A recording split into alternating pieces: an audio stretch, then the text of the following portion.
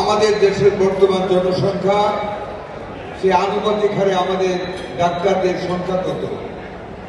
আজকে আমি Dhaka medical college হসপিটালে তৎক্ষণাৎ ভিজিটে গিয়েছিলাম সকাল 9:30টায়। আমরা আসলে বাইরে থেকে যত খারাপ শুনি তত কিন্তু খারাপ না। আমি আজকে মাননীয় প্রধানমন্ত্রীকে পেশ করেছি।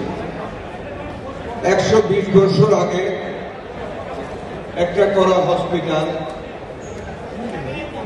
আমি প্রায় 8টি ওটিতে ঢুকেছি। ওটিতে ঢুকে মনে হয় না যে এগুলো ওটি। হঠাৎ আমি জিজ্ঞাসা করছি এটা কি রোগ, বললো ওটি।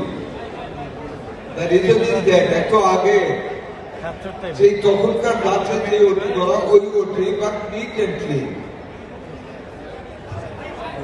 তেলা পোকার সংখ্যা কম, সার পোকা নেই, খাবার দাবার রোগীদের জিজ্ঞেস করছি ভালো, তবে অনেক উন্নতির জায়গা নিয়েছে। গার্বেজ সমস্যা,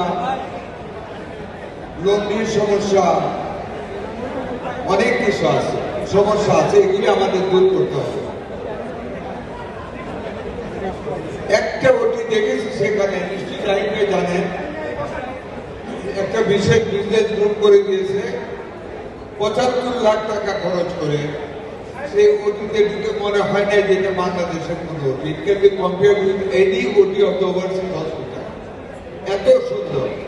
আজকে মাননীয় প্রধানমন্ত্রীর সাথে আলাপ হয়েছে এবং কিছু বিজনেস মহলের সাথে আলাপ হয়েছে। আপনারা যারা সম্মানিত ডাক্তারগণ আছেন, আপনাদেরও অনেক কানেকশন আছে।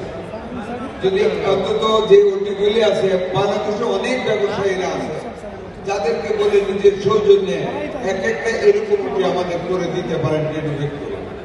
আপনারা দয়া করে সেটা বলবেন।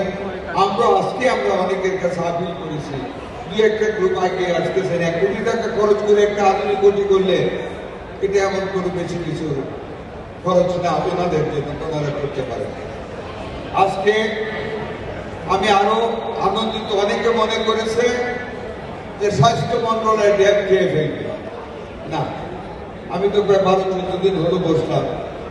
কোনো আনডিউ প্রভাব আমাদের কাজে করবেন কেউ ফেলতেছে না। আমি ডাক্তারদের সকল মহলকে, আমাদের নেতৃবৃন্দকে অন্তঃস্থল থেকে আন্তরিক ধন্যবাদ ও মোবারকবাদ জানাচ্ছি।